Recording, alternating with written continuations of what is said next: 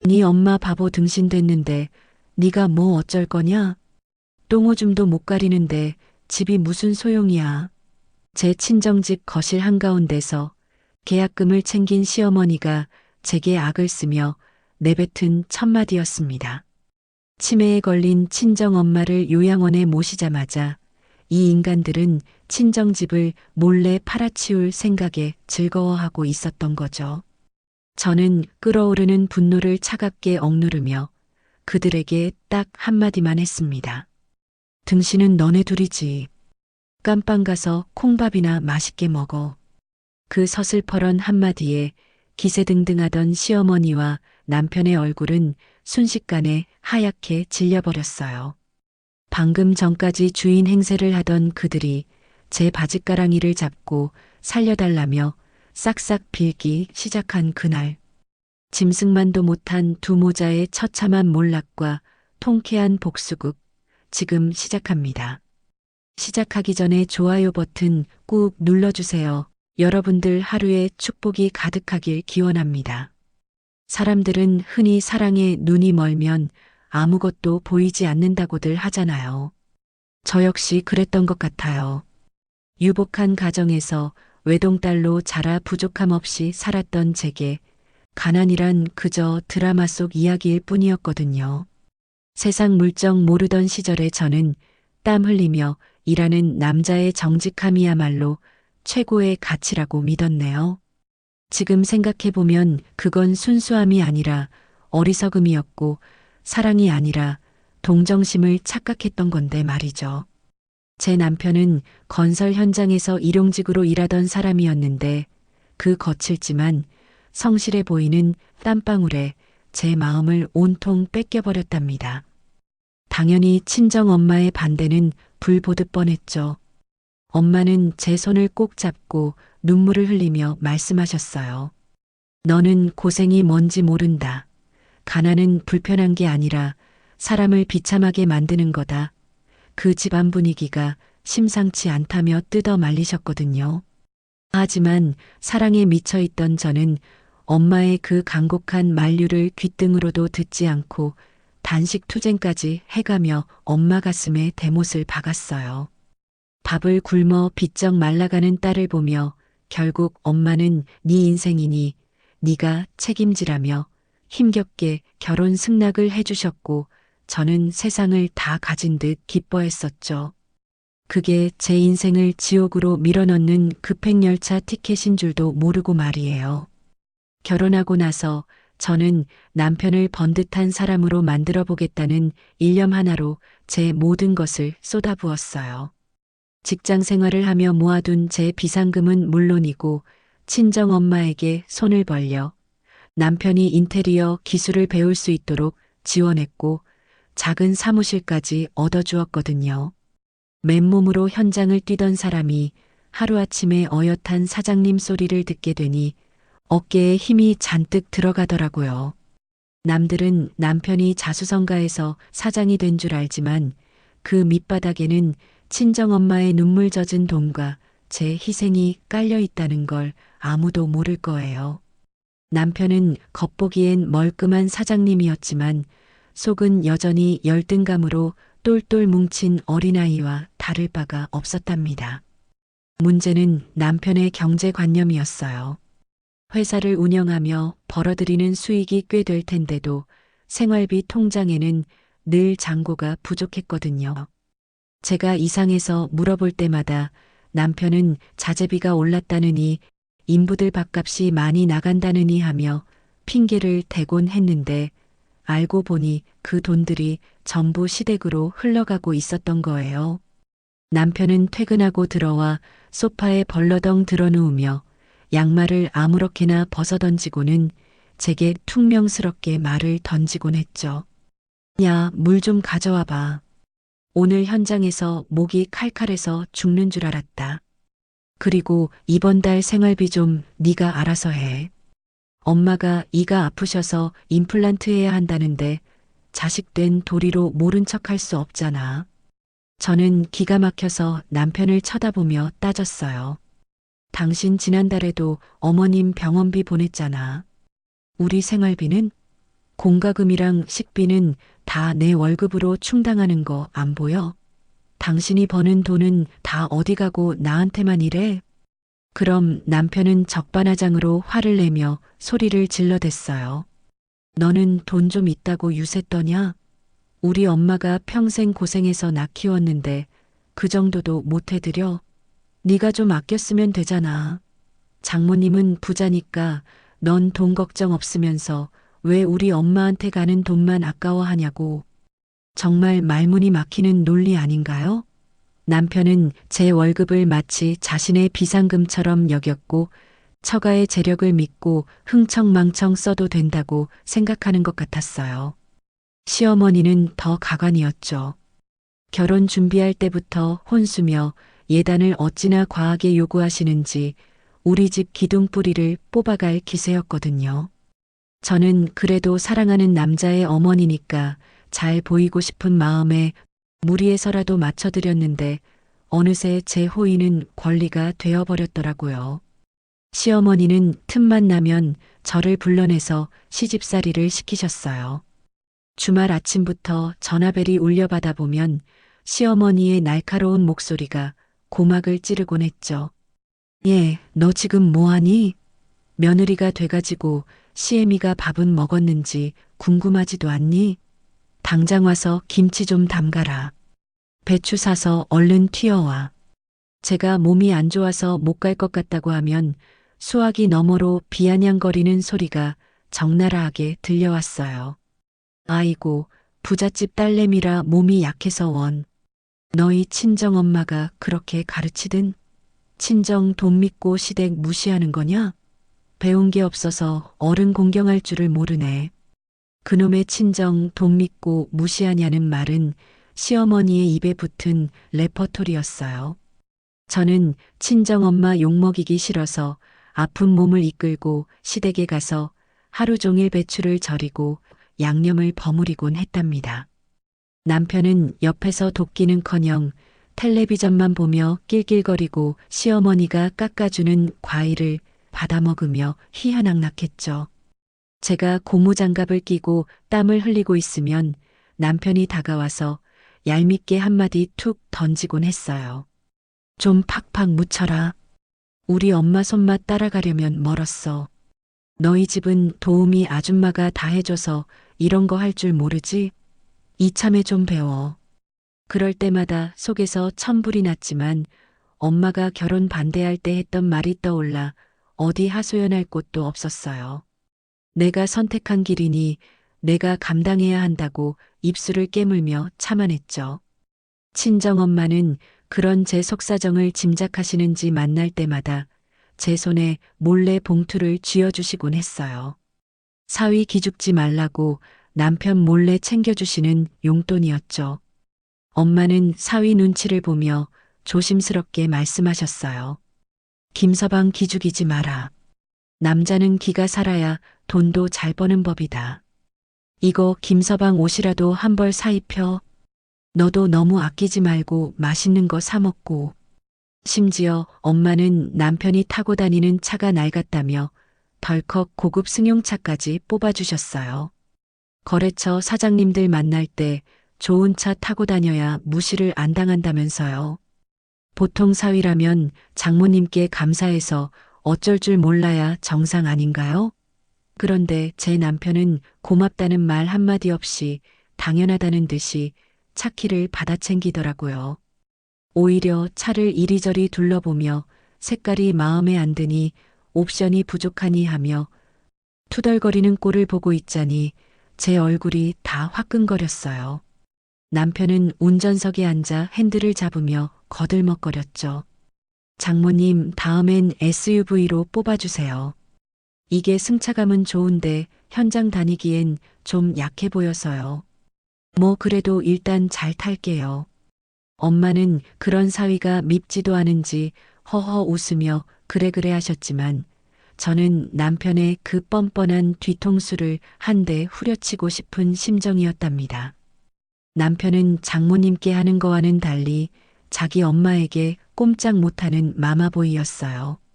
남편이 시어머니와 통화하는 내용을 들을 때마다 저는 등골이 서늘해지는 기분을 느끼곤 했습니다. 어느 날 밤 남편이 베란다에서 통화하는 소리가 들려 가만히 귀를 기울여 봤어요. 평소 저에게는 큰 소리치던 남편이 수화기를 붙들고는 세상 공손한 목소리로 조아리고 있었죠. 네, 엄마. 엄마 말이 다 맞죠? 그 여자가 뭘 알겠어요. 그냥 엄마 하라는 대로 할게요. 돈은 제가 어떻게든 마련해 볼 테니까 걱정 마세요. 장모님 눈치? 아이고, 신경 쓰지 마세요. 그 집 돈이 다 누구 돈인데요? 사위사랑은 장모라는데 나중에 다 제 거 될 텐데요, 뭐. 그 통화 내용을 듣는데 심장이 쿵 하고 내려앉는 것 같았어요. 남편은 저를 사랑하는 아내가 아니라 그저 자신과 시댁을 먹여 살릴 물주로 보고 있다는 사실을 확인사살당한 기분이었거든요. 시어머니는 아들을 조종해서 우리 친정 재산을 호시탐탐 노리고 있었고 남편은 그런 엄마의 꼭두각시가 되어 춤을 추고 있었던 거예요. 저는 떨리는 손을 주먹 쥐며 억지로 잠자리에 들었지만 밤새 잠을 이룰 수가 없었어요. 옆에서 코를 골며 자는 남편의 얼굴이 그렇게 징그럽고 낯설어 보일 수가 없더라고요. 결혼기념일이 다가왔을 때도 남편의 만행은 멈추지 않았어요. 저는 분위기 좋은 레스토랑에서 오붓하게 식사라도 할 수 있을까 기대했는데 남편은 퇴근하자마자 시댁으로 가자고 통보하더라고요. 오늘 엄마가 밥 해준대. 너 온다고 갈비찜 해놓으셨다니까 잔말 말고 따라와. 기념일이 별거냐? 가족끼리 밥 먹으면 그게 기념일이지. 시댁에 도착하니 식탁에는 갈비찜은커녕 먹다 남은 반찬 몇 가지가 덩그러니 놓여 있었어요. 시어머니는 밥그릇을 툭 던지듯 놓으며 말씀하셨죠. 너희 결혼 기념일이라며? 밖에서 돈 쓸 궁리하지 말고 집에서 밥이나 먹어. 저는 목구멍까지 차오르는 화를 억누르며 숟가락을 들었지만 밥알이 모래알처럼 씹혀 넘어가질 않았어요. 남편은 눈치도 없이 밥을 2공기나 비우며 시어머니 비위를 맞추느라 정신이 없더라고요.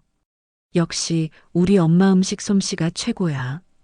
이 사람은 맨날 배달 음식이나 시켜 먹어서 이런 맛을 못 낸다니까. 엄마, 이번에 가게 확장하려고 하는데 자금이 좀 부족해. 엄마가 갯돈 타면 좀 보태줄 수 있어? 시어머니는 눈을 흘기며 제 쪽을 턱짓으로 가리키셨어요. 네 마누라 뒀다 뭐하냐? 친정 가서 돈 좀 융통해 오라고 해. 사돈댁에 돈이 썩어날 텐데 사위 사업하는데 그 정도도 안 도와주겠어? 예, 너 내일 당장 친정 가서 돈 좀 받아와라. 우리 아들 기 펴고 살게 해줘야지. 저는 젓가락을 탁 내려놓으며 참았던 말을 내뱉고 말았어요. 어머님, 저번에도 친정에서 사무실 보증금 올려주셨잖아요. 또 손 벌리라는 말씀이세요? 그건 염치가 없는 거죠. 그러자 시어머니가 밥상을 쾅 치며 소리를 지르셨어요. 어디서 시어머니 말에 토를 달아? 돈 좀 있다고 사람 무시하는 거냐? 우리 아들이 너 만나서 고생하는 거 안 보여? 당장 나가. 꼴도 보기 싫으니까. 남편은 저를 말리기는커녕 저를 밖으로 끌어내며 화를 냈어요. 너 미쳤어? 엄마한테 대들고 난리야? 당장 사과드려. 장모님한테 말 한마디 해주는 게 그렇게 어렵냐? 너 진짜 이기적이다. 그날 밤 저는 쫓겨나듯 시댁을 나와 차 안에서 하염없이 울었어요. 남편과 시어머니는 저를 가족이 아니라 현금 인출기로 생각하는 게 분명했으니까요. 하지만 그때까지만 해도 저는 몰랐습니다. 이 사람들이 단순히 돈만 바라는 게 아니라 더 끔찍하고 파렴치한 계획을 꾸미고 있다는 것을요.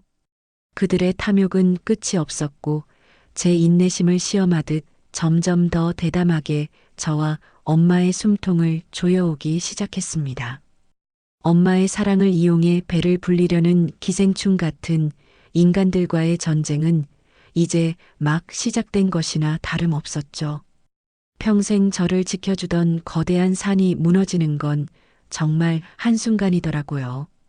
엄마가 이상하다는 걸 처음 느낀 건 지독한 탄 냄새 때문이었어요.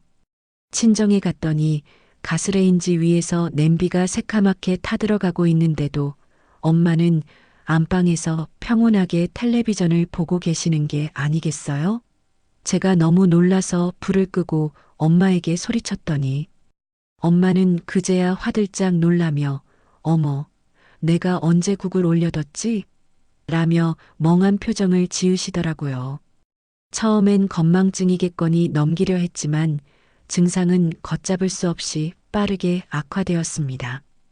평생을 살아온 동네에서 길을 잃어 파출소에서 연락이 오질 않나, 한겨울에 여름 옷을 입고 나가려 하시질 않나, 정말이지 하루하루가 살얼음판을 걷는 기분이었답니다. 결국 엄마를 모시고 병원을 찾았고 의사 선생님 입에서 나온 치매의 초기라는 진단은 제 세상을 완전히 무너뜨렸어요. 하늘이 무너져도 솟아날 구멍이 있다지만 엄마의 기억이 지우개로 지운 듯 사라져 간다는 사실 앞에서는 어떤 희망도 보이지 않았거든요. 저는 덜덜 떨리는 손으로 엄마를 부축해 집으로 돌아오며 결심했죠. 엄마가 나를 어떻게 키웠는데 내가 엄마의 마지막을 지켜드려야 한다고 말이에요. 그날 저녁 퇴근하고 돌아온 남편에게 조심스럽게 이야기를 꺼냈어요. 엄마 상태가 심상치 않으니 당분간이라도 우리 집으로 모셔와서 돌봐드리고 싶다고요. 저는 당연히 남편이 같이 걱정해주고 동의해줄 거라 믿었어요. 그동안 엄마가 우리에게 해준 게 얼마인데 사람이라면 당연히 그래야 하는 거잖아요. 그런데 제 말이 끝나기가 무섭게 남편은 숟가락을 탁 내려놓으며 표정을 싹 바꾸더라고요. 뭐, 장모님을 데려와? 너 지금 제정신이야? 우리 집이 무슨 요양원도 아니고 치매 노인을 어떻게 감당해? 나보고 똥오줌이라도 받아내라는 거야? 저는 남편의 반응에 너무 놀라 말문이 막혔지만 최대한 차분하게 설득하려 했어요. 여보, 엄마가 우리한테 어떻게 했는데 그런 말을 해? 당신 사업 자금 대주신 거 우리 엄마야. 지금 당장 요양원 보내는 건 불효 같아서 그래. 내가 퇴근하고 케어할 테니까 당신은 조금만 이해해주면 안 돼? 그러자 남편은 자리에서 벌떡 일어나며 길길이 날뛰기 시작했어요. 마치 기다렸다는 듯이 그동안 쌓아둔 불만을 터뜨리는 것 같았죠. 돈 몇 푼 받았다고 내가 평생 그 집 종노릇 해야 하냐? 나 밖에서 일하고 들어오면 피곤해 죽겠는데. 집에서까지 장모님 눈치 보며 살라고? 너 같으면 우리 엄마 모실 수 있어? 우리 엄마 오신다면 너도 질색할 거면서 왜 나한테만 강요해? 싫어. 절대 안 돼. 정 모시고 싶으면 네가 나가서 살든가. 남편의 고함 소리가 거실을 쩌렁쩌렁 울렸고 저는 억장이 무너지는 것 같아 눈물만 흘리고 있었어요. 그런데 그때 작은 방 문이 열리며 엄마가 걸어 나오셨어요. 약을 먹고 주무시는 줄 알았는데 그 모진 소리를 다 듣고 계셨던 거예요. 엄마는 초점 없는 눈으로 우리를 번갈아 보시더니 갑자기 정신이 돌아온 사람처럼 또렷하게 말씀하시더라고요. 김서방, 소리 지르지 마. 나 귀 안 먹었다. 내 딸 고생하는 꼴 못 보고 너한테 짐 되는 짓 안 한다. 나 요양원 갈 거다. 내 발로 갈 거니까 싸우지들 마라. 저는 엄마를 붙잡고 오열했어요. 엄마, 무슨 소리야? 내가 모실게. 이 사람 말 신경 쓰지 마.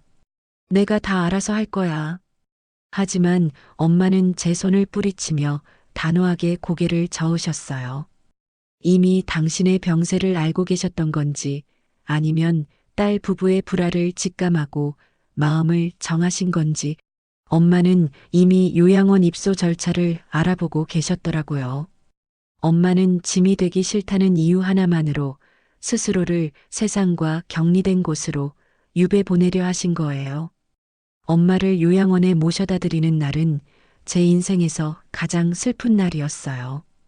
엄마는 뒤도 안 돌아보고 병실로 들어가셨고 저는 닫힌 문 앞에서 주저앉아 엉엉 울었죠. 그런데 저를 태우고 오는 차 안에서 남편은 콧노래를 흥얼거리며 라디오 주파수를 맞추더라고요.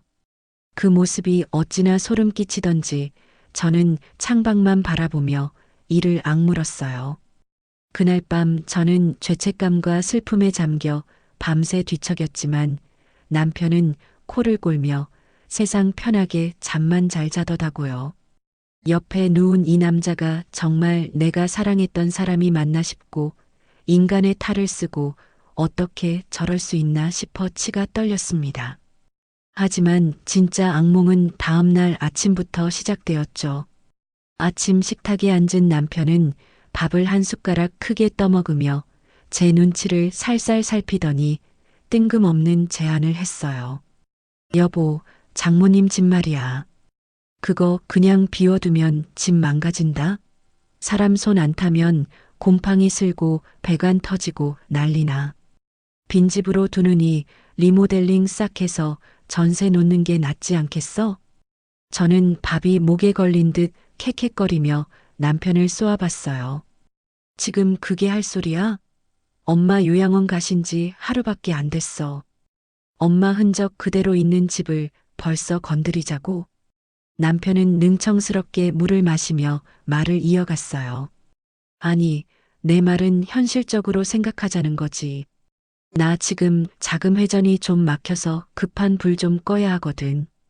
장모님 집 전세금 받아서 내 사업에 좀 융통하고 나중에 내가 돈 벌어서 이자까지 쳐서 채워 넣으면 되잖아. 그리고 내가 인테리어 업자인데 남한테 맡길 거 뭐 있어? 내가 자재비만 받고 싹 고쳐줄게. 장모님 나중에 돌아오셔도 새 집이면 더 좋아하실 거 아니야?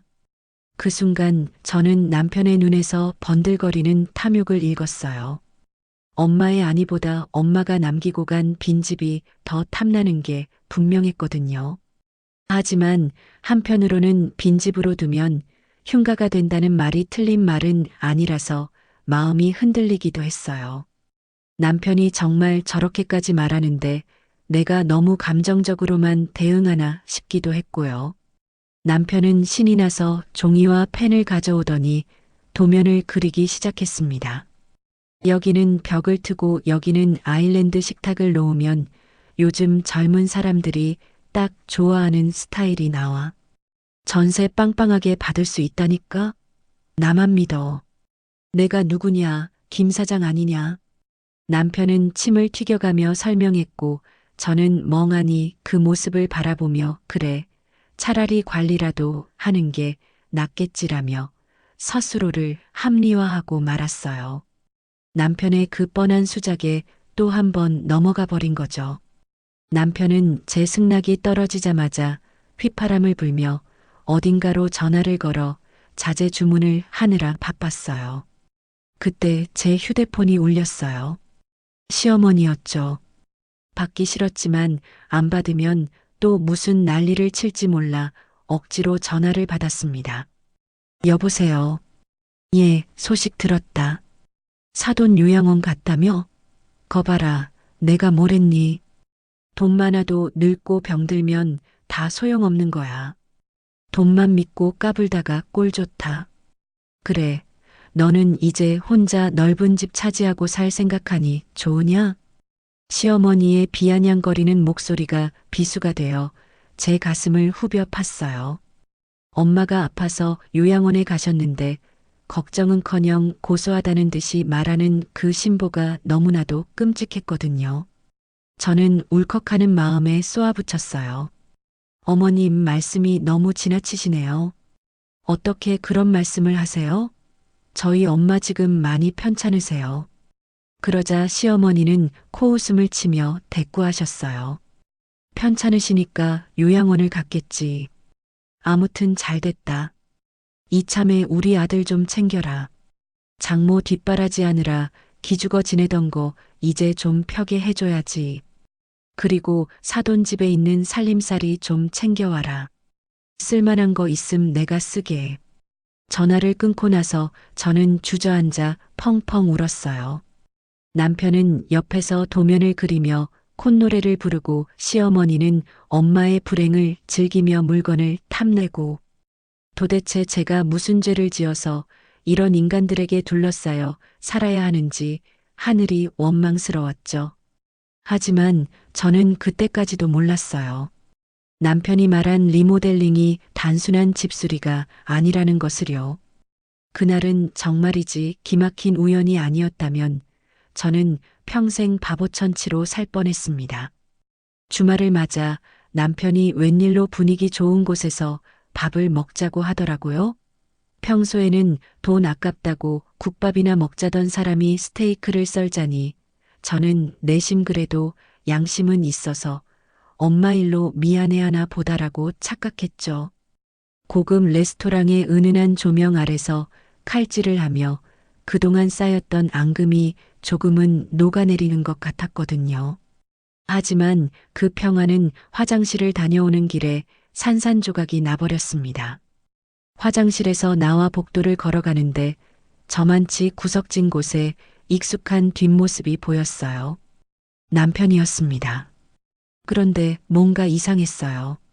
당당하게 통화하는 게 아니라 마치 도둑고양이처럼 주위를 두리번거리며 입을 가리고 속삭이고 있더라고요. 저는 본능적으로 발소리를 죽이고 벽 뒤로 몸을 숨겼습니다. 심장이 쿵쿵거려 터질 것만 같았지만 숨을 꾹 참고 귀를 기울였죠. 그리고 들려온 목소리는 제 귀를 의심하게 만들기에 충분했습니다. 엄마, 그건 범죄야. 장모님 집을 어떻게 팔아? 아니, 위임장도 없잖아. 순간 머리를 둔기로 얻어맞은 것만 같았어요. 집을 판다니요? 리모델링에서 전세를 놓자던 그 효자 사위 코스프레는 다 어디 가고 이게 무슨 날벼락 같은 소리인가요? 다리가 후들거려 주저앉고 싶은 걸 억지로 참으며 계속 엿들었습니다. 남편의 목소리는 점점 더 작아졌지만 제 귀에는 천둥 소리처럼 또렷하게 박혔죠. 알았어, 알았어. 부동산 사장이 엄마 지인이라고? 확실하게 처리해준대? 나도 모르겠다. 일단 내일 공사 핑계로 갈게. 전화를 끊은 남편이 긴 한숨을 내쉬며 돌아섰고 저는 재빨리 자리로 돌아가 태연하게 연기했어요. 자리로 돌아온 남편은 아무 일 없었다는 듯 싱글벙글 웃으며 고기 한 점을 제 접시에 올려주더라고요. 여보, 많이 먹어. 당신 요즘 살 빠져서 보기 안쓰럽다. 이거 먹고 힘내서 장모님 면회도 자주 가야지. 그 가식적인 얼굴을 보고 있자니 속에서 구역질이 올라왔습니다. 저는 떨리는 손을 감추려 포크를 꽉 쥐고는 억지로 고기를 씹어 넘겼지만 도저히 목구멍으로 넘어가질 않더라고요. 결국 화장실로 달려가 먹은 걸 다 개워내고 말았습니다. 남편은 등까지 두드려주며 걱정하는 척을 하더군요. 체했어? 아유, 천천히 좀 먹지. 약 사올까? 그 걱정스러운 눈빛 뒤에 숨겨진 탐욕을 보고 나니 소름이 끼쳐 견딜 수가 없었습니다. 저는 아프다는 핑계로 서둘러 집으로 돌아왔고 밤새 한숨도 자지 못한 채 천장을 바라보며 이를 갈았어요. 그래, 니놈들이 어디까지 가나 보자. 내 눈으로 직접 확인해 주마. 다음 날 아침 결전의 날이 밝았습니다. 남편은 평소보다 일찍 일어나 작업복을 챙겨 입으며 유난을 떨더라고요. 나 오늘부터 장모님 댁 철거 들어간다. 먼지 엄청 날리고 위험하니까 당신은 절대 오지 마. 알았지? 근처에도 오지 마. 신신당부하는 그 꼴이 어찌나 우습던지. 저는 태연하게 대답했습니다. 알았어. 안 그래도 오늘 회사에 중요한 미팅이 있어서 늦을 것 같아. 수고해. 남편이 트럭을 몰고 나가는 소리를 듣자마자 저는 미리 준비해둔 검은색 모자와 마스크를 쓰고 집을 나섰습니다. 택시를 잡아 타고 기사님께 부탁드렸죠. 기사님, 저 앞 트럭 좀 너무 티나지 않게 따라가 주세요. 택시 안에서 저는 손톱을 물어뜯으며 초조하게 창밖을 주시했습니다. 남편의 트럭은 익숙한 길을 달려 친정집 골목으로 들어섰습니다. 그런데 도착하자마자 이상한 점이 한두 가지가 아니었어요. 분명 철거를 한다고 했는데 트럭 짐칸에서 공구통 하나 꺼내지 않는 겁니다. 남편은 빈손으로 휘파람을 불며 대문을 열고 들어갔어요. 제가 택시에서 내려 전봇대 뒤에 숨어서 지켜보고 있는데 잠시 후 또 다른 택시 한 대가 미끄러지듯 골목으로 들어왔습니다. 문이 열리고 내린 사람은 다름 아닌 시어머니였습니다. 세상에 공사판에 먼지 마신다며 저보고 오지 말라던 사람이 시어머니는 불렀네요. 그것도 평소에는 잘 입지도 않는 화려한 꽃무늬 원피스에 진주 목걸이까지 휘감고 말이죠. 시어머니는 주위를 쓱 둘러보더니 개선장군처럼 당당하게 대문 안으로 사라졌습니다. 심장은 터질 듯이 뛰고 손바닥은 땀으로 축축해졌습니다. 이게 도대체 무슨 상황인지 머릿속이 엉망진창이었죠. 그런데 그게 끝이 아니었습니다. 곧이어 검은 세단 한 대가 도착하더니 양복을 빼입은 낯선 남자와 중년 부부가 내리는 게 아니겠어요? 양복 입은 남자는 손에 두툼한 서류 가방을 들고 있었고 중년 부부는 집을 품평하듯 이리저리 훑어보며 고개를 끄덕이고 있었습니다.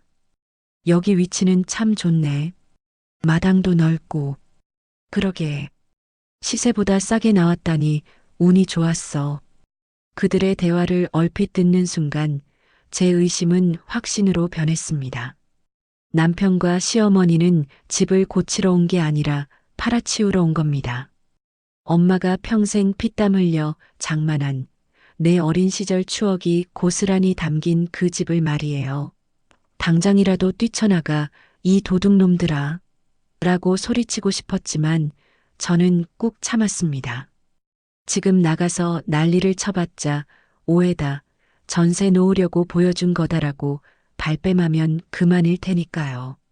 저는 현관문 비밀번호를 누르고 들어가는 대신 집 뒤편으로 살금살금 돌아갔습니다.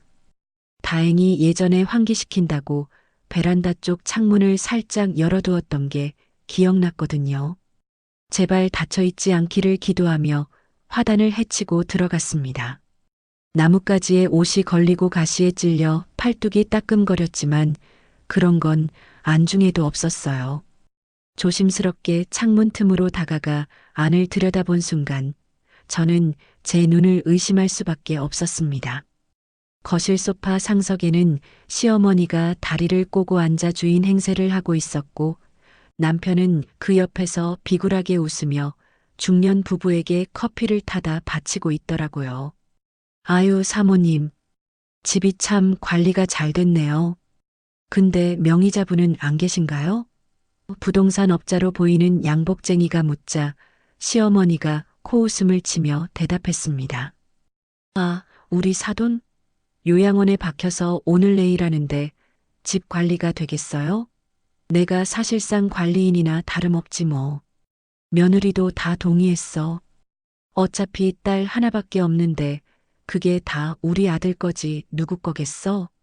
남편이 맞장구를 치며 거들더군요. 그럼요. 제 아내가 장모님 인감이랑 다 저한테 맡겼습니다. 걱정 마시고 계약 진행하시죠. 싸게 드리는 거 아시죠? 어쩜 저렇게 천연덕스럽게 거짓말을 할 수 있을까요?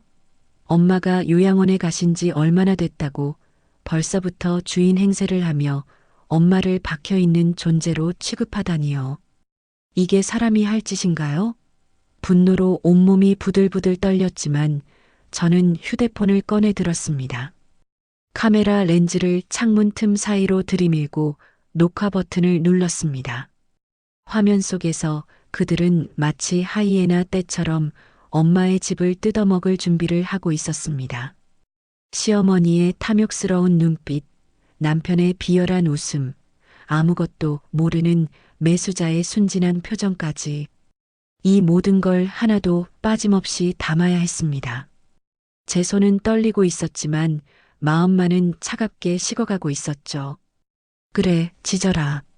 마음껏 짖어봐. 이 영상이 너희 목을 조르는 올가미가 될 테니까. 자, 그럼 계약하시는 걸로 알고 가계약금 먼저 받겠습니다. 부동산 업자가 분위기를 몰아가자 매수자는 품 안에서 두툼한 봉투를 꺼냈습니다. 여기 5천만 원입니다. 나머지는 다음 주에 잔금 치를 때 드리죠.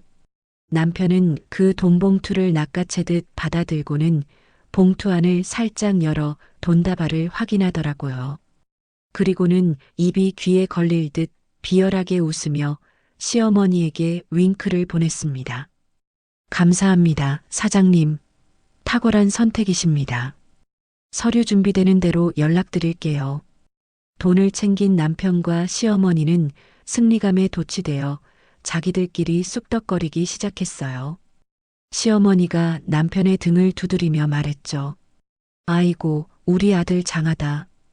그깟 며느리년 눈치 볼 거 뭐 있니?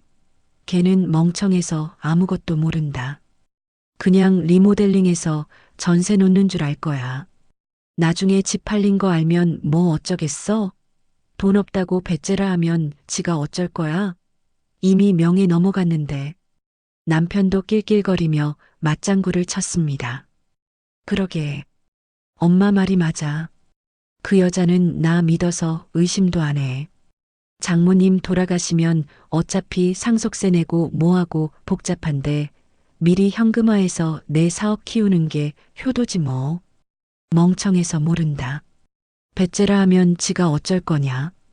그들의 대화 한마디 한마디가 제 가슴에 비수처럼 꽂혔습니다. 저는 그들이 제 등 뒤에서 칼을 갈고 있을 줄은 꿈에도 몰랐던 거죠. 배신감에 손이 덜덜 떨려 영상이 흔들릴 뻔했지만 저는 이를 악물고 끝까지 촬영했습니다. 그들이 건배하듯 찻잔을 부딪히는 모습까지 완벽하게 담아낸 뒤에야 저는 조용히 녹화 종료 버튼을 눌렀습니다. 더 이상 그 역겨운 꼴을 보고 있을 수가 없었습니다. 저는 인기척을 죽이고 살금살금 화단을 빠져나왔어요. 다리가 후들거리고 숨이 가빴지만 정신을 똑바로 차려야 했습니다. 이제부터는 감정 싸움이 아니라 법적인 싸움이니까요. 골목을 빠져나와 큰 길가로 나오자마자 택시를 잡았습니다. 택시 뒷좌석에 앉아 창문을 열고 찬바람을 맞으며 뜨거워진 머리를 식혔죠. 눈물이 왈칵 쏟아지려는 걸 꾹 참으며 휴대폰을 꺼내 변호사 친구에게 전화를 걸었습니다. 신호음이 몇 번 가기도 전에 친구가 전화를 받았죠. 무슨 일이야? 근무 시간인데 웬일? 저는 최대한 침착하게 하지만 단호한 목소리로 말했습니다. 나 지금 당장 의뢰할 게 있어. 사기죄, 사문서 위조, 그리고 이혼 소송까지 싹 다 준비해줘. 증거는 차고 넘쳐. 친구는 당황한 듯 잠시 말이 없더니 제 목소리에서 심상치 않은 기운을 느꼈는지 진지하게 대답했습니다. 알았어. 일단 진정하고 사무실로 와. 무슨 일인지 모르겠지만 내가 다 처리해 줄게. 전화를 끊고 창밖을 바라보는데 앙상한 나뭇가지들이 스쳐 지나갔습니다. 마치 제 결혼 생활 같았죠. 겉만 번지르르 했지 속은 썩어 문드러져 있었으니까요. 엄마가 그토록 반대했던 결혼, 사랑 하나 믿고 뛰어들었던 그 무모했던 선택의 대가를 이제야 치르는 것 같았습니다. 하지만 후회만 하고 있을 시간은 없었습니다. 엄마의 집을 지키고 제 인생을 되찾아야 했으니까요. 이제 제 손에는 그들을 파멸시킬 가장 강력한 무기가 들려 있습니다. 5천만 원이 든 돈봉투를 들고 희희낙낙하던 남편의 얼굴, 며느리를 조롱하던 시어머니의 목소리, 모든 것이 담긴 그 영상 하나로 저는 판을 뒤집을 겁니다. 남편이 집에 돌아오면 저는 아무것도 모르는 척 연기할 생각입니다. 덫을 놓고 기다리는 사냥꾼처럼 그들이 완전히 방심해서 제 발로 감옥에 걸어 들어갈 때까지 말이죠. 과연 남편은 오늘 어떤 얼굴로 집에 들어올까요? 먼지 많이 마셔서 힘들었다며 엄살을 떨까요? 아니면 돈다발을 숨겨두고 흐뭇해할까요? 상상만 해도 치가 떨리지만 저는 웃으며 맞아줄 겁니다. 그 웃음이 그들에게 보내는 마지막 작별 인사가 될 테니까요. 그날 저녁 남편은 예상대로 일찍 들어왔습니다. 현관문 도어록이 열리는 소리와 함께 남편의 목소리가 들려왔죠. 아이고, 허리야. 여보, 나왔어. 오늘 철거하느라 진짜 죽는 줄 알았다. 저는 소름 끼치는 마음을 억누르며 현관으로 나갔습니다. 남편은 짐짓 지친 표정을 지으며 신발을 벗고 있었지만 옷차림은 너무나도 말끔했습니다. 철거 현장에서 뒹굴었다는 사람이 흙먼지 하나 묻지 않은 새하얀 티셔츠에 청바지라니요. 심지어 은은하게 풍기는 고급 로션 향기까지 아침에 제가 봤던 그 깔끔한 모습 그대로였습니다. 어머, 고생했어. 많이 힘들었지?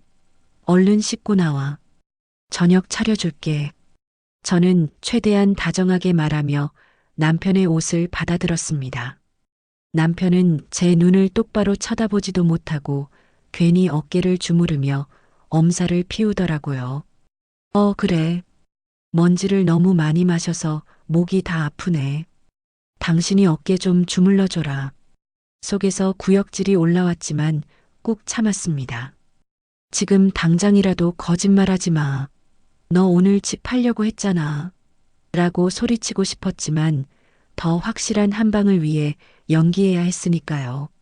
저는 남편의 어깨를 주무르며 넌지시 물었습니다. 공사는 언제쯤 끝나? 엄마가 요즘 정신 드실 때마다 집 가보고 싶다고 노래를 부르셔. 아무래도 사위가 직접 고쳐준다니까 눈으로 직접 보고 싶으신가 봐. 제 말이 끝나기가 무섭게 남편의 어깨가 뻣뻣하게 굳는 게 느껴졌습니다. 남편은 화들짝 놀라며 과민 반응을 보였죠. 뭐? 장모님이 오신다고? 절대 안 돼. 지금 집이 엉망진창이라 위험해. 바닥 다 뜯어내고 철근 드러나 있는데 노인네가 오면 큰일 나. 한 달은 걸리니까 오실 생각 꿈도 꾸지 말라고 전해. 당황해서 말이 빨라지는 꼴을 보니 웃음이 나올 지경이었습니다. 한 달이라. 그 시간이면 집을 팔아치우고도 남을 시간이니까요. 저는 속으로 코웃음을 치며 알겠다고 대답했습니다. 알았어, 알았어. 왜 그렇게 정색을 하고 그래? 위험하다니까 못 오시게 해야지. 당신이 이렇게까지 신경 써주는데 내가 잘 말해볼게. 남편은 그제야 안심한 듯 한숨을 내쉬며 그래, 다 장모님 위해서 하는 거니까 오해하지 말고라며 제 눈치를 살폈습니다. 저는 그 가식적인 눈빛을 피하지 않고 똑바로 마주보며 미소를 지어 보였죠. 속으로는 니놈들 목에 칼이 들어가는 줄도 모르고 신났네? 라고 되뇌면서요. 며칠 뒤 저는 남편을 떠보기 위해 두 번째 덫을 놓았습니다. 주말 아침 식사를 하며 일부러 심각한 표정을 지었죠. 여보, 큰일 났어. 엄마 인감이 안 보이네? 내가 분명히 엄마 방 서랍장에 챙겨뒀는데 아무리 찾아도 없어. 혹시 당신이 봤어? 공사 허가 받으려면 인감 필요할 것 같아서 내가 미리 챙겨뒀거든. 남편은 숟가락을 떨어뜨릴 뻔하며 당황한 기색이 역력했습니다. 눈동자가 심하게 흔들리며 말을 더듬기 시작하더군요. 그게 공사 허가 때문에 내가 잠깐. 아니, 내가 언제? 나 안 가져갔어. 방 어딘가에 있겠지. 잘 찾아봐. 나한테 묻지 말고. 공사 허가 때문에 잠깐이라고 무의식 중에 튀어나온 말이 결정적인 증거였습니다. 이미 인감을 훔쳐갔다는 걸 자백한 꼴이나 다름없었으니까요. 저는 모른 척하며 고개를 갸웃거렸습니다. 그래, 이상하네. 분명히 거기 있었는데. 뭐, 다시 찾아보면 나오겠지. 당신이 안 가져갔으면 다행이고. 남편은 식은땀을 흘리며 허겁지겁 밥을 먹더니 체한 것 같다며 서둘러 방으로 들어가 버렸습니다.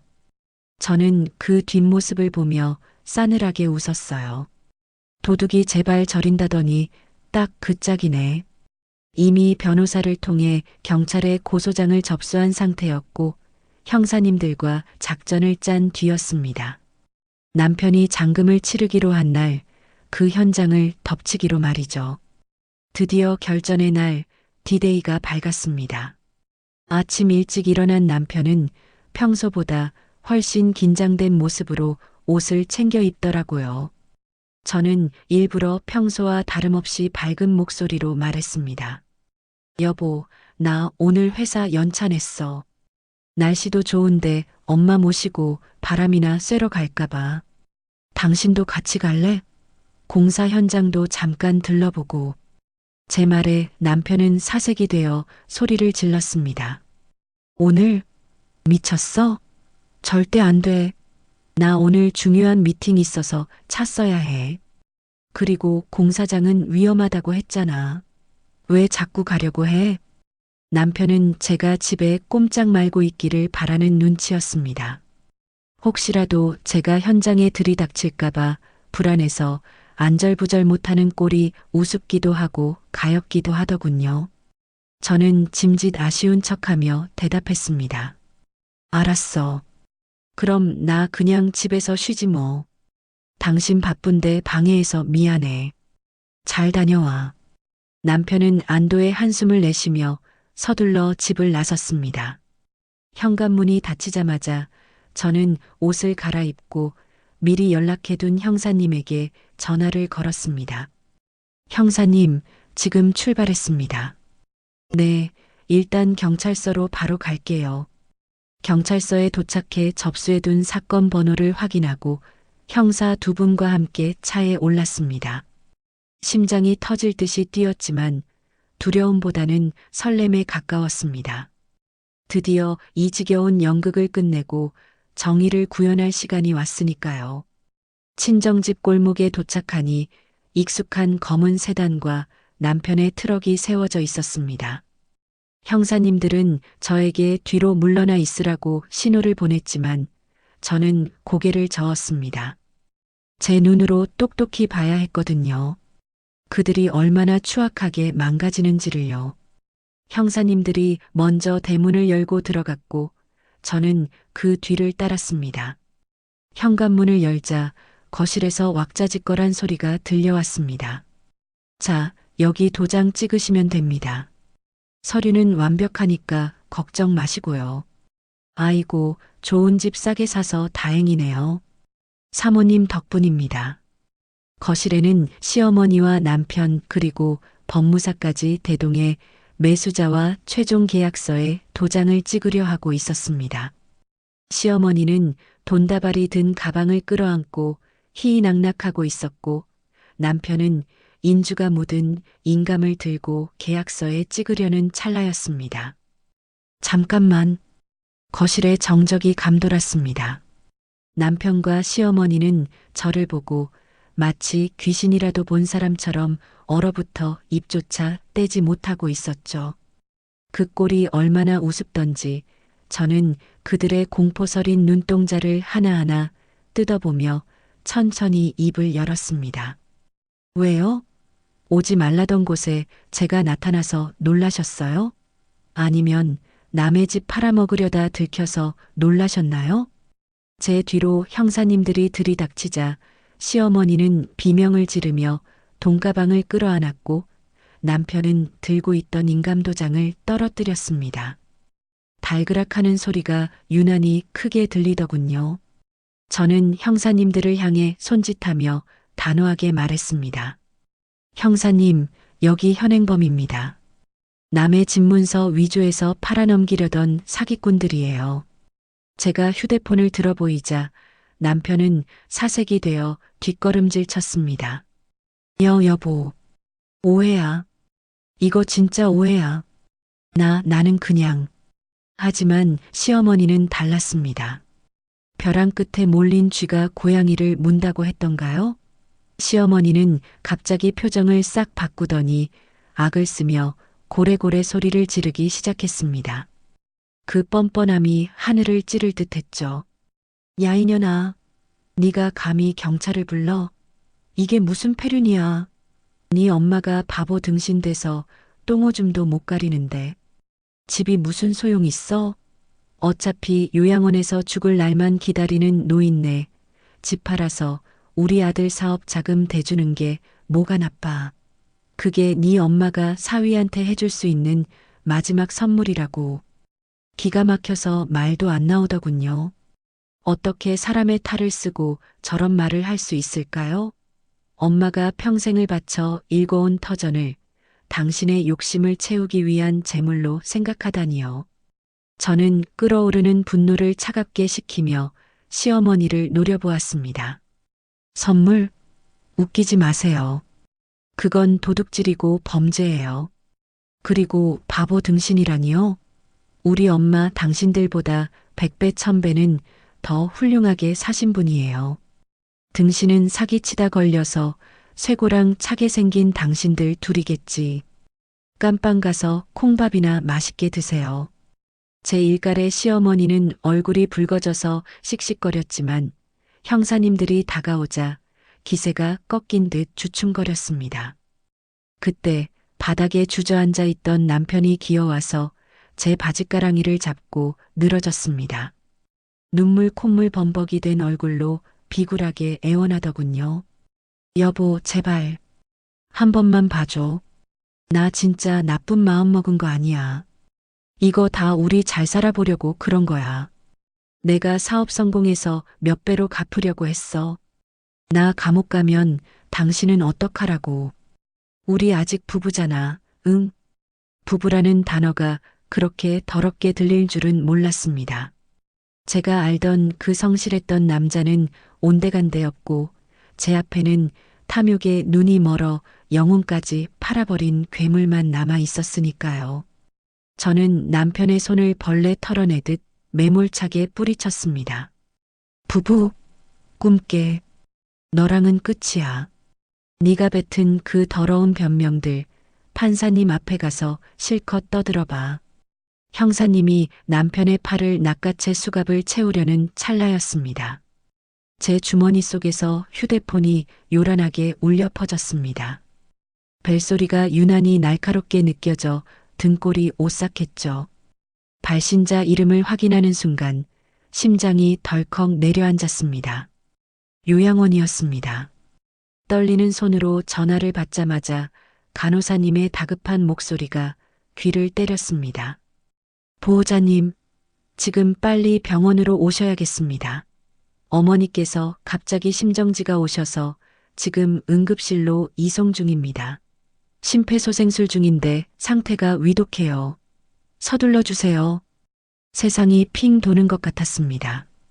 눈앞이 캄캄해지고 다리에 힘이 풀려 비틀거렸죠. 지금 내 눈앞의 복수가 다 무슨 소용인가 싶었습니다. 놈들을 잡았다는 통쾌함은 순식간에 사라지고 엄마를 잃을지도 모른다는 끔찍한 공포가 저를 집어삼켰죠. 제가 전화기를 붙들고 하얗게 질려있자 형사님들도 심상치 않은 분위기를 감지했는지 동작을 멈췄습니다. 그런데 그 순간 시어머니가 제 통화 내용을 엿듣고는 낄낄거리며 비아냥거리는 게 아니겠어요? 거봐라. 내가 뭘 했어. 노인네 오늘 내일 한다니까. 어차피 죽으면 다 상속받을 건데 미리 좀 판 게 무슨 죽을 죄냐고. 네 엄마 저렇게 갈 줄 알고 우리가 미리 손 쓴 거야. 이 멍청한 년아. 이성의 끈이 투둑하고 끊어지는 소리가 들렸습니다. 엄마가 생사를 오가는데 저 여자는 죽음을 기회라고 떠들다니요. 사람이 아니라 악마였습니다.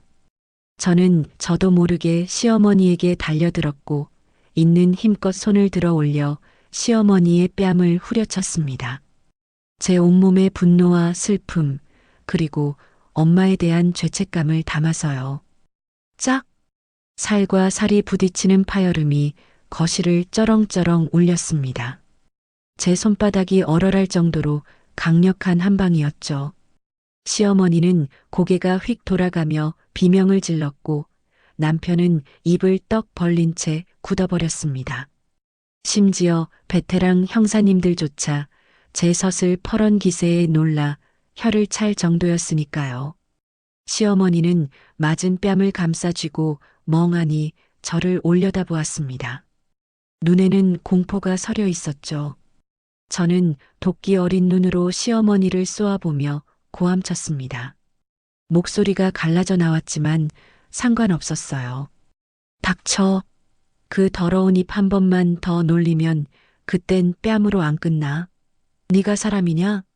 어떻게 사람이 죽어가는데 그따위 소리를 해? 제 기세에 눌려 시어머니는 더 이상 아무 말도 못하고 입술만 달달 떨었습니다. 저는 바닥에 주저앉아 있는 남편을 향해 마지막 저주를 퍼부었습니다.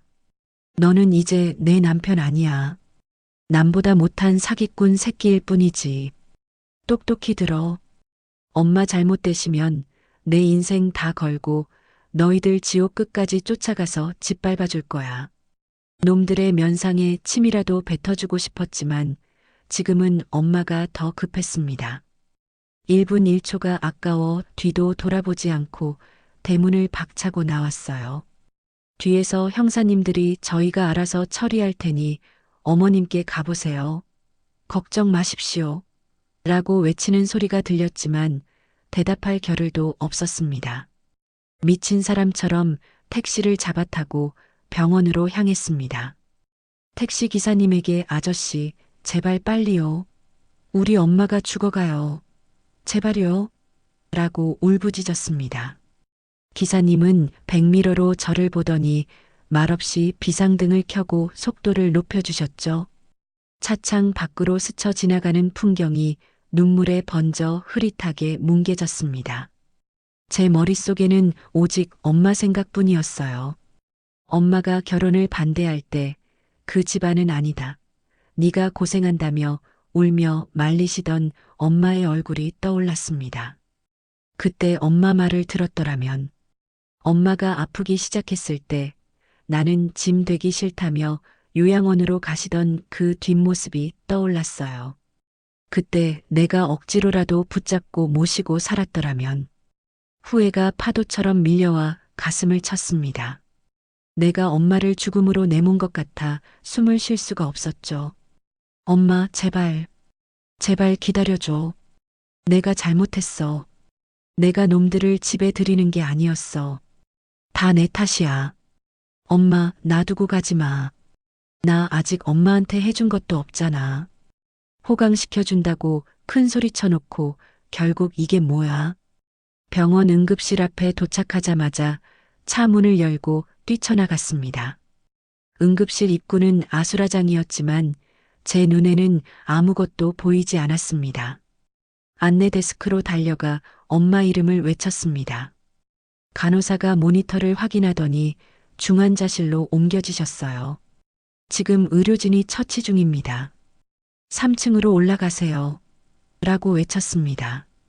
저는 엘리베이터를 기다릴 새도 없이 계단을 뛰어 올라갔어요. 숨이 턱까지 차올랐지만 멈출 수 없었습니다. 중환자실 앞 복도는 너무나 차갑고 고요해서 마치 다른 세상 같았습니다.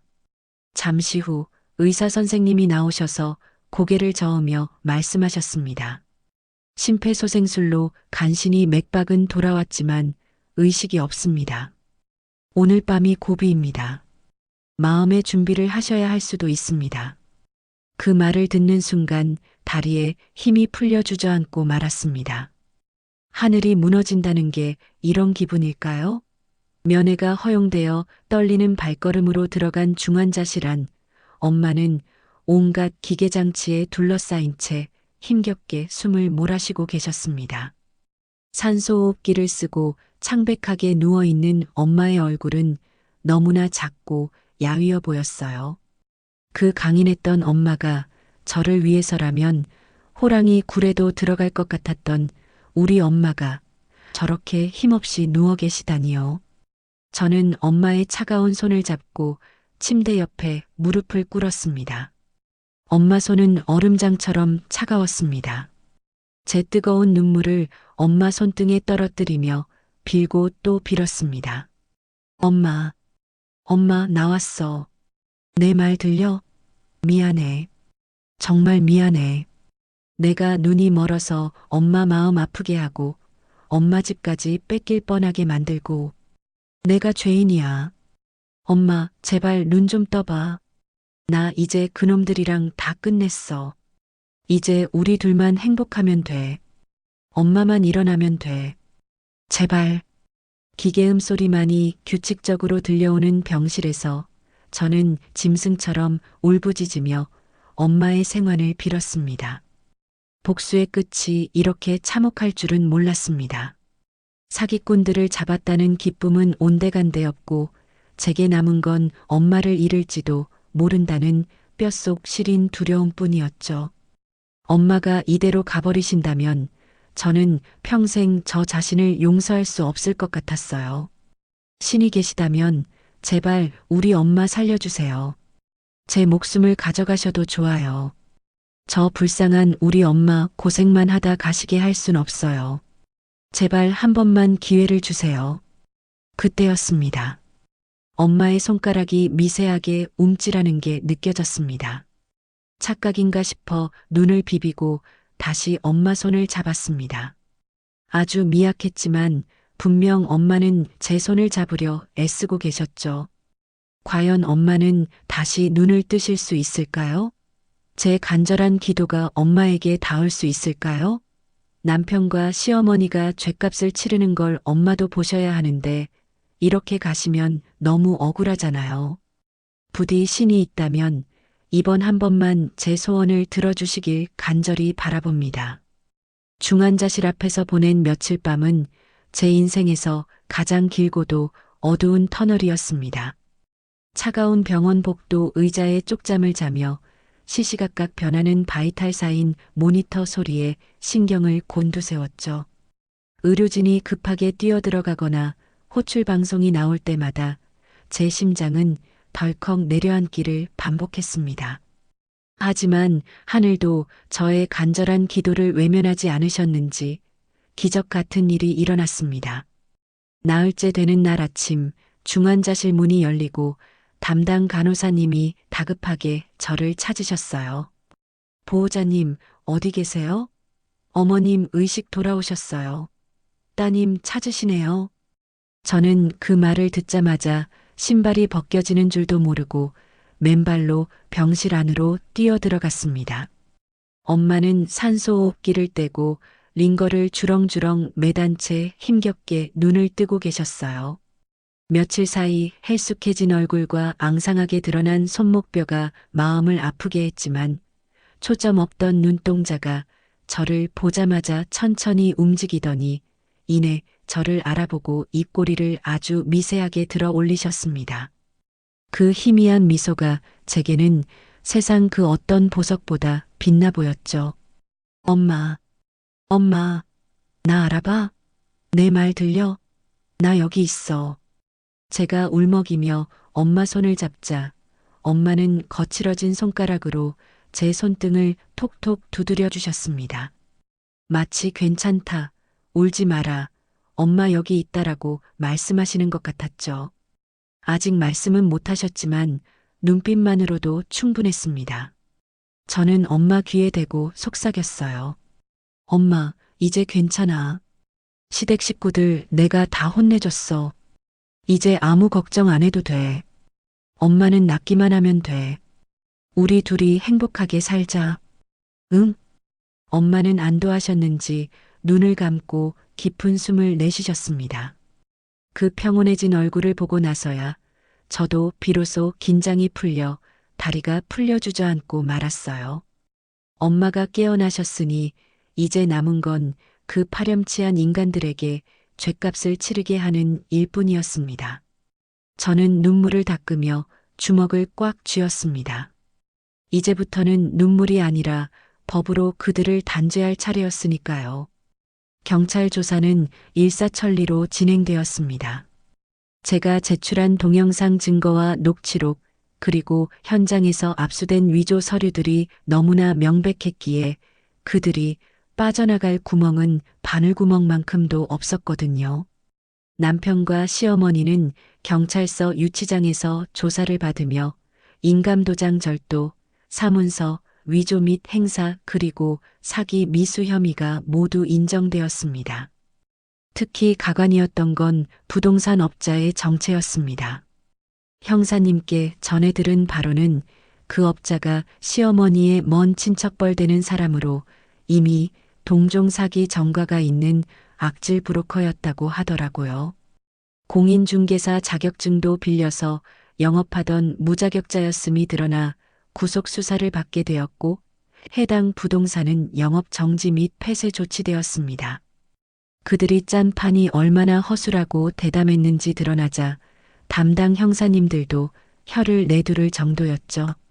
아니, 요즘 세상에 이렇게 대놓고 사기치는 간 큰 사람들이 있습니까? 따님 아니었으면 꼼짝없이 당하실 뻔했어요. 증거 확보하신 게 신의 한 수였습니다. 보통 가족끼리는 설마 하다가 당하는 경우가 많은데 따님이 아주 똑 부러지게 대처하셨네요. 형사님의 칭찬을 들으며 저는 씁쓸한 미소를 지었습니다. 남편을 믿지 못해 미행하고 몰카를 찍어야 했던 제 자신이 처량하기도 했지만 덕분에 엄마 집을 지켰으니 그걸로 된 거죠. 저는 추가 진술서를 작성하며 남편이 그동안 제 명의로 대출받으려 시도했던 정황까지 낱낱이 고발했습니다. 며칠 뒤 저는 유치장에 수감된 남편을 찾아갔습니다. 면회실 유리창 너머로 보이는 남편의 몰골은 말이 아니었습니다. 수염은 덥수룩하고 눈은 퀭한 게 며칠 사이 10년은 늙어 보였죠. 유치장 밥이 입에 안 맞았는지 살도 쏙 빠져 있었고요. 저를 보자마자 남편은 인터폰을 붙잡고 울부짖었습니다. 여보 왔어? 나 좀 꺼내줘. 여기 사람 있을 곳이 못 돼. 밥도 맛없고 잠도 못 자겠어. 나 진짜 잘못했어. 한 번만 봐줘. 응? 우리 좋았던 때 생각해서라도 합의 좀 해줘. 그 뻔뻔한 태도에 저는 헛웃음이 나왔습니다. 엄마가 사경을 헤맬 때도 자기 아니만 걱정하더니 유치장 밥 타령이나 하고 있다니요. 저는 가방에서 서류 봉투 하나를 꺼내 유리창에 딱 붙여 보였습니다. 바로 변호사가 작성한 두툼한 이혼 소장이었습니다. 잘 들어. 합의는 없어. 이혼 소송이랑 위자료 청구 소송 동시에 들어갈 거야. 그리고 네가 타고 다니던 차, 네가 운영하던 인테리어 업체, 전부 내 자금으로 시작했고 내 명의인 거 알지? 내 돈으로 차린 거니까 다 토해내고 몸만 나가. 위자료 청구액 보면 기절할지도 몰라. 남편은 소장을 보고 기겁하며 손을 휘저었습니다. 안 돼. 회사는 내 목숨이야. 그거 없으면 나 뭐 먹고 살라고. 여보, 제발. 이거 다 엄마가 시킨 거야. 나는 효도하려던 죄밖에 없어. 엄마가 시키는데 자식이 어떻게 거역해. 비겁하게 늙은 엄마 핑계를 대는 꼴이라니. 옆방 면회실에서 조사를 받고 나오던 시어머니가 그 소리를 들었는지 고래고래 소리를 지르며 난입했습니다. 포승줄에 묶인 채로도 그 성질머리는 여전하더라고요. 뭐라고? 이 천하의 불효자식 놈아. 네가 먼저 사업 자금 급하다고 징징거려 놓고 이제 와서 애미 탓을 해? 내가 널 어떻게 키웠는데. 아이고 내 팔자야. 며느리 잘못 들어와서 집안이 풍비박산 났네. 야 이년아, 너 시애미한테 이러고도 천벌 안 받을 줄 아냐? 경찰관들이 시어머니를 제지하며 끌고 가자 남편과 시어머니는 서로를 향해 삿대질하며 물어뜯기 바빴습니다. 그 아기 다툼을 보고 있자니 10년 묵은 채증이 내려가는 것 같았습니다. 저런 인간들을 가족이라고 믿고 살았다니 제 눈을 찌르고 싶은 심정이었죠. 저는 인터폰을 내려놓기 전 마지막으로 차갑게 한마디 던졌습니다. 거기서 둘이 평생 싸워봐. 콩밥 먹으면서 누가 더 나쁜 년놈인지 내기라도 하든가. 아, 그리고 어머님. 천벌은 이미 받으신 것 같은데요? 아들한테 배신당하고 감옥 가는 게 천벌 아니고 뭐예요? 면회를 마치고 나온 저는 곧바로 법적인 조치를 취하기 시작했습니다. 변호사를 통해 남편 명의로 되어 있던, 하지만 실질적으로는 제 자금으로 운영되던 인테리어 업체에 대해 가압류 신청을 하고 폐업 신고 절차를 밟았습니다. 법인 카드와 통장을 모조리 정지시키고 사무실 집기류까지 처분하여 위자료 충당금으로 묶어버렸죠. 남편은 감옥 안에서 빈털터리가 된 사실을 전해 듣고 발광하며 벽에 머리를 찧었다고 하더군요. 꼴 좋다는 생각밖에 안 들었습니다. 그리고 대망의 재판날이 다가왔습니다. 법정에는 저와 휠체어를 탄 엄마가 피해자 자격으로 참석했습니다. 엄마는 아직 거동이 불편하셨지만 당신 눈으로 똑똑히 그들의 최후를 보고 싶어 하셨거든요. 피고인석에 앉은 남편과 시어머니는 칙칙한 수의를 입고 고개를 푹 숙이고 있었습니다. 재판장의 엄숙한 분위기에 압도된 듯 보였지만 그들의 눈빛은 여전히 억울함으로 번들거리고 있었어요.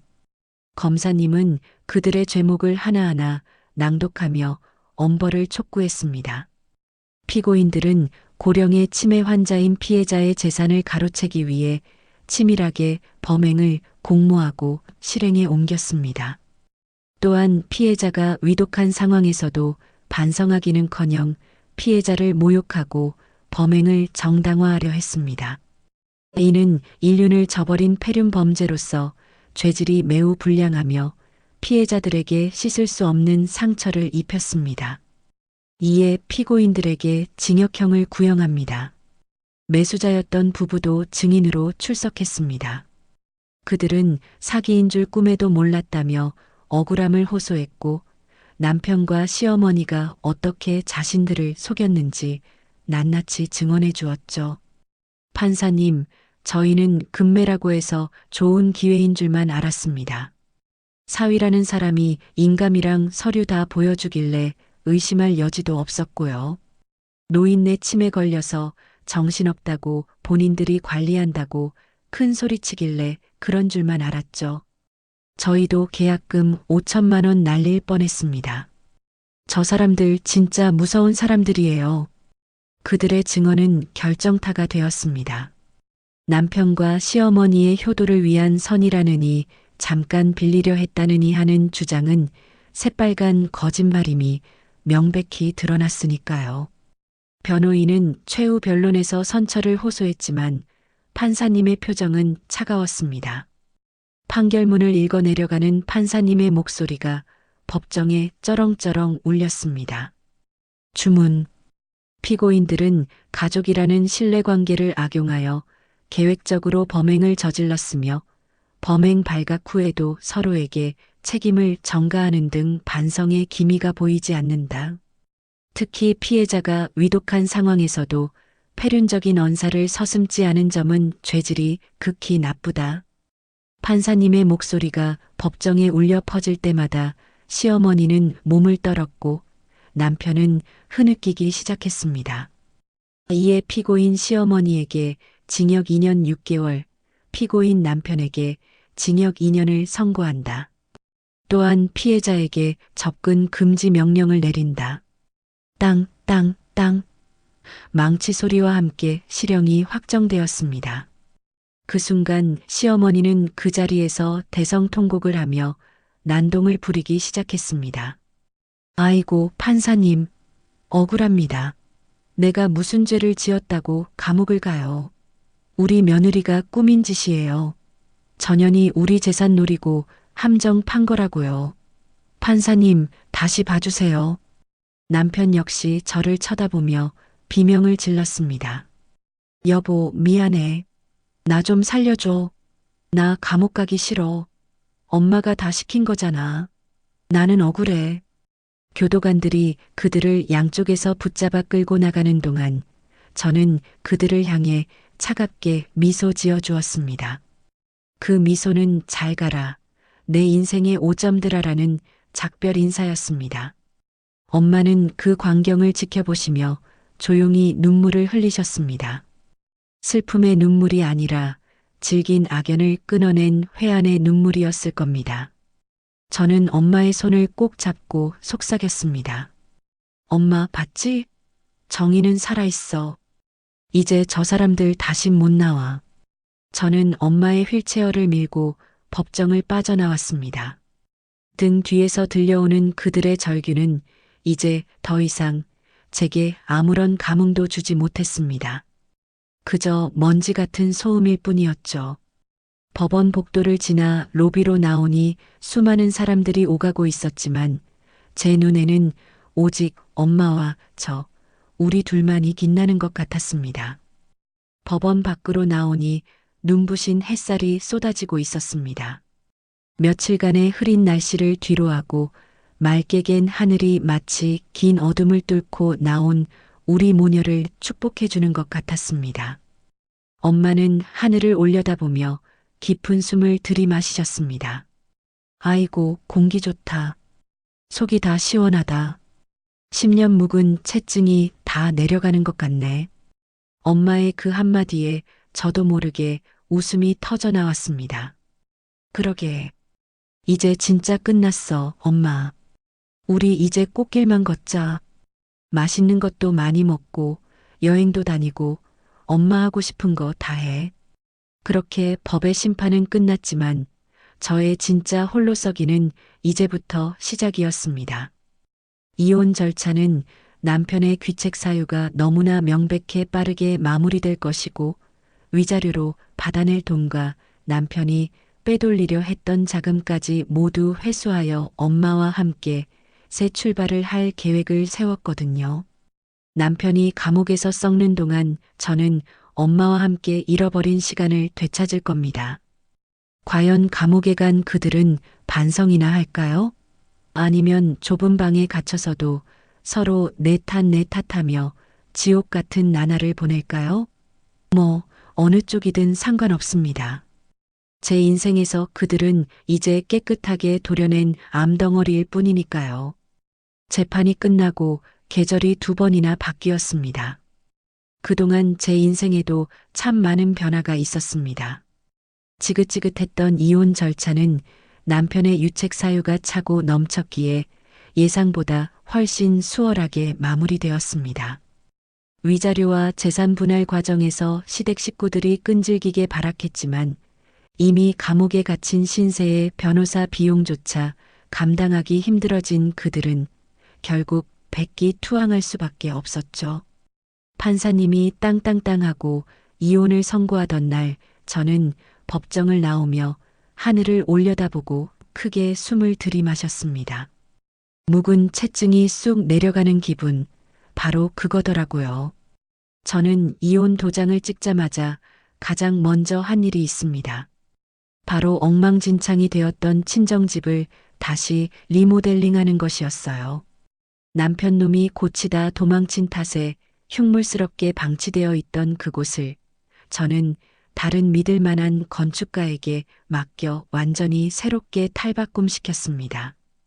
이번에는 남편의 싸구려 취향이나 시어머니의 탐욕스러운 입김 따위는 전혀 섞이지 않은 오로지 엄마와 저를 위한 공간으로 말이죠.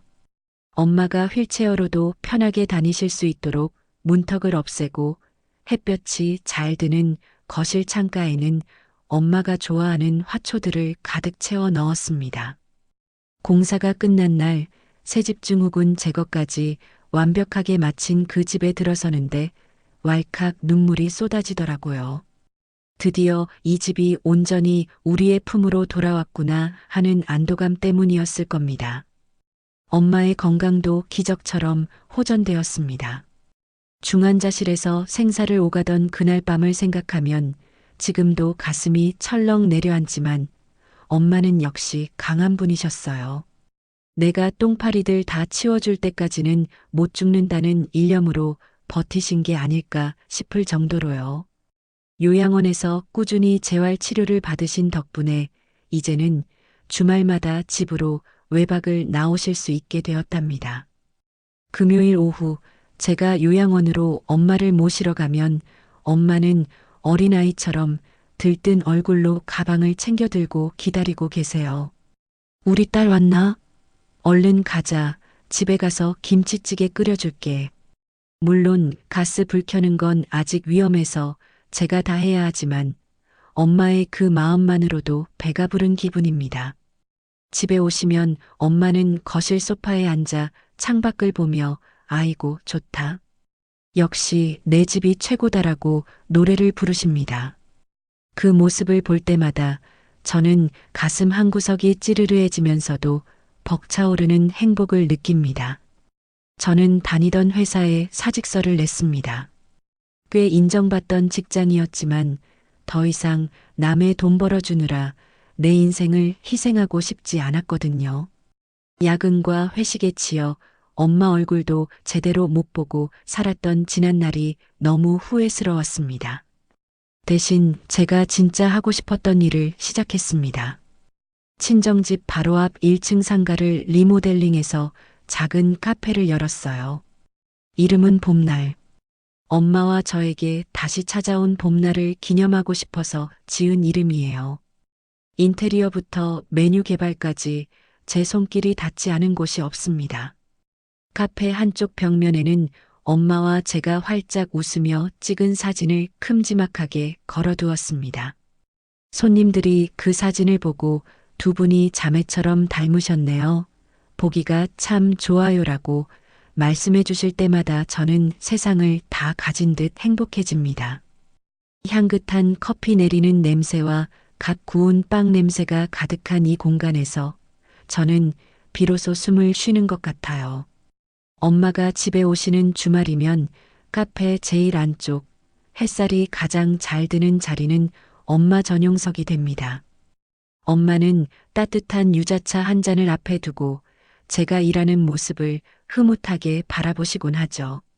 가끔 동네 아주머니들이 오셔서 엄마 말동무도 되어주시고 엄마가 옛날 얘기를 하시면 다들 깔깔 웃으며 들어주십니다. 가끔 치매 증상 때문에 같은 말을 반복하시거나 엉뚱한 소리를 하실 때도 있지만 예전처럼 당황하거나 슬퍼하지 않습니다. 그저 그랬어? 우리 엄마 기억력도 좋네 하며 맞장구 쳐드리면 그만이니까요. 얼마 전에는 소름 끼치는 일도 있었습니다. 카페 마감을 하고 쓰레기를 버리러 나갔는데 전봇대 뒤에서 누군가 저를 훔쳐보고 있는 게 느껴지더라고요. 낡은 점퍼에 모자를 푹 눌러 쓴 남자였는데 눈이 마주치는 순간 심장이 덜컥 내려앉았습니다. 출소한 전 남편이었습니다. 징역 살고 나와서 갈 데가 없는지 수척해진 얼굴에 초라한 행색을 하고는 제 카페 주위를 기웃거리고 있었던 거예요. 아마 제가 잘 살고 있나, 혹시라도 콩고물이라도 떨어질 게 없나 염탐하러 온 것 같았습니다. 예전 같았으면 여보, 밥은 먹었어? 하며 마음 약해졌을지도 모릅니다. 하지만 지금의 저는 다릅니다. 저는 피하지 않고 그를 똑바로 노려보았습니다. 경멸과 한심함이 담긴 눈빛으로요. 제가 휴대폰을 꺼내 경찰에 신고하려는 신용을 하자 그는 화들짝 놀라며 도망치듯 골목길로 사라졌습니다. 그 뒷모습이 어찌나 비루하고 찌질해 보이던지 헛웃음이 나오더군요. 사랑이라는 이름으로 저런 인간에게 내 모든 걸 걸었다니 과거에 제가 참으로 어리석고 가여웠습니다. 하지만 동시에 그런 시련이 있었기에 지금의 단단한 제가 있는 거겠죠. 똥파리는 똥파리답게 살라고 내버려 두렵니다.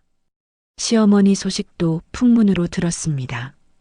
감옥에서 화병이 도져 쓰러지는 바람에 반신불수가 되었다고 하더군요. 형 집행 정지로 풀려나 요양병원에 있다고 하는데 아들조차 병원비를 감당 못해 도망다니는 신세라 사실상 방치되어 있다고 합니다. 며느리 등쳐먹으려다 아들한테도 버림받고 쓸쓸하게 병상에 누워있을 생각을 하니 인생무상이라는 말이 절로 떠오릅니다. 주변에서는 그래도 한번 가봐야 하는 거 아니냐고 묻지만 저는 단호하게 고개를 저었습니다. 면회는커녕 동정심조차 들지 않더라고요. 인과응보, 사필귀정이라는 말이 딱 이럴 때 쓰는 말 아니겠어요? 남의 눈에 피눈물 흘리게 하면 본인 눈에는 피고름이 난다는 옛말이 하나도 틀린 게 없습니다. 그들이 저지른 죄악의 무게를 남은 평생 고통 속에서 뼈저리게 느끼길 바랄 뿐입니다. 저는 그들에게 줄 자비 따위는 단 1g도 남겨두지 않았습니다. 오늘은 엄마가 컨디션이 유독 좋으신 날입니다. 정신이 맑아지셨는지 창밖에 벚꽃을 보며 제 손을 꼭 잡으시네요. 거칠고 주름진 엄마의 손이 참 따뜻합니다. 엄마는 제 손을 한참 동안 만지작거리시더니 불쑥 말씀하십니다. 우리 딸 그동안 고생 많았지? 이제 똥파리들 다 쫓아냈으니 앞으론 꽃길만 걸어라. 엄마가 미안하고 고맙다. 내가 눈이 어두워서 사위 잘못 봐서 우리 딸 고생시켰어.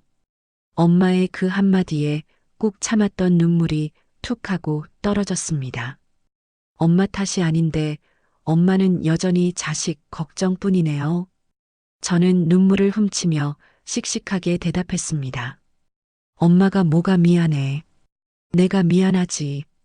엄마 말 안 듣고 고집 부려서 속 썩이고. 엄마, 나 이제 남자 같은 거 안 믿어. 엄마랑 평생 둘이서만 알콩달콩 살 거야. 우리 둘이 여행도 가고 맛있는 것도 먹고 그렇게 살자. 엄마는 제 머리를 쓰다듬으며 빙그레 웃으십니다. 그래도 좋은 사람 나타나면 가라. 엄마는 너 행복한 게 제일 좋다. 너 혼자 늙는 거 보는 게 엄마는 더 가슴 아파. 가끔 결혼을 반대하시던 엄마의 마음을 떠올려 봅니다. 그때 엄마는 이미 알고 계셨던 거겠죠. 사랑에 눈이 멀어 콩깍지가 씌인 딸의 눈에는 보이지 않던 그 남자의 비열함과 그 집안의 탐욕을 말이에요. 자식 이기는 부모 없다고 결국 져주셨지만 그 속이 얼마나 타들어가셨을지 생각하면 가슴이 미어집니다. 하지만 후회만 하고 있을 시간은 없습니다. 지나간 과거는 바꿀 수 없지만 다가올 미래는 제가 만들어갈 수 있으니까요. 그 지옥 같은 시간을 견뎌내며 저는 배웠습니다. 진짜 내 편이 누구인지, 나를 진정으로 사랑해주는 사람이 누구인지 말이에요. 돈이나 조건 따위가 아니라 내가 어떤 모습이든 묵묵히 내 곁을 지켜주는 사람. 바로 우리 엄마였습니다. 엄마는 자신의 기억이 사라져가는 와중에도 딸을 지키기 위해 요양원을 택했고 위독한 순간에도 딸을 위해 다시 눈을 뜨셨습니다. 그 위대한 사랑 앞에서 제가 어떻게 무너질 수 있겠어요? 이제 저는 더 이상 울지 않습니다. 남편의 배신도 시댁의 괴롭힘도 세상의 편견도 저를 꺾을 수는 없습니다. 저는 엄마의 딸이고 제 인생의 주인이니까요. 카페 문이 열리고 단골 손님들이 들어오며 반갑게 인사를 건넵니다. 사장님, 오늘 날씨 진짜 좋죠? 여기 아이스 아메리카노 2잔이요. 어머님도 안녕하세요. 네, 어서 오세요. 오늘 날씨 정말 환상이네요. 맛있게 내려드릴게요. 저는 활기차게 대답하며 에스프레소 머신을 작동시킵니다. 치익하는 소리와 함께 고소한 커피 향이 퍼져나갑니다. 엄마는 창가에 앉아 들어오는 손님들에게 손을 흔들어 보이시네요. 저 평화로운 풍경이 제가 지켜낸 저의 소중한 일상입니다. 손님들이 엄마에게 어르신, 따님 카페 대박 나겠어요 라고 덕담을 건네면 엄마는 우리 딸이 최고지라며 엄지를 척 들어 보이십니다. 그 모습에 손님들도 저도 한바탕 웃음꽃을 피웁니다. 창밖으로 벚꽃잎이 눈처럼 흩날립니다. 그 꽃잎들 사이로 지난날의 아픔과 상처들이 바람에 실려 날아가는 것 같습니다. 저는 갓 내린 따뜻한 커피 한 잔을 들고 엄마 맞은편에 앉습니다. 그리고 엄마의 손을 두 손으로 감싸쥐며 눈을 맞춥니다. 엄마의 눈동자에 제가 비칩니다.